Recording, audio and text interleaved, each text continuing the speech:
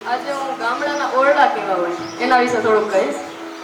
જ્યાં ઉતરતા મળે આવકારો ને ત્યાં પીવા મળે કરસ્યો ને ઈ ગામડાના ઓરડા હોય.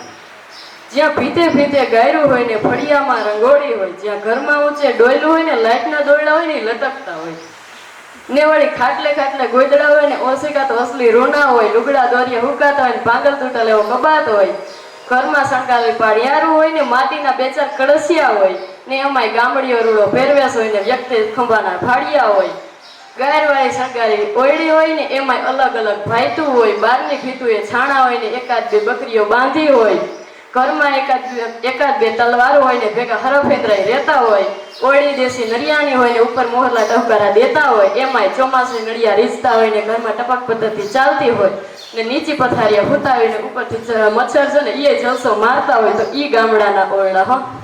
અને એવી જ બીજી છે, એના શબ્દો છે ક્યાં ખબર છે, જિંદગી શું છે મને ક્યાં ખબર છે, હું તો બસ આને ખેલ સમજીને ખેલું છું.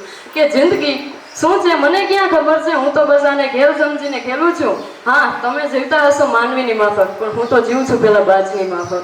હા તમે જીવતા હશો માનવીની માફક, પણ હું તો જીવું છું પેલા બાજની માફક.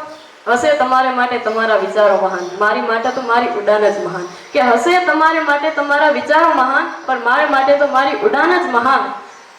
વિચારવાનો સમય મારા પાસે ના હોય માનવ, મારા માટે તો મારી દ્રષ્ટિ જ વિચારોની માફક. ઊંચું નિશાન તો ફક્ત તમે રાખી જાણો, હું તો બસ તેને અચૂક બની જાણનારો. કે ઊંચું નિશાન તો ફક્ત તમે રાખી જાણો, હું તો બસ તેને અચૂક બનાવી જાણનારો. જિંદગી શું છે મને ક્યાં ખબર છે, કે જિંદગી શું છે મને ક્યાં ખબર છે, હું તો બસ એને ખેલ સમજીને ખેલ વસ્તુ. આ પણ મારી સ્વરૂપ.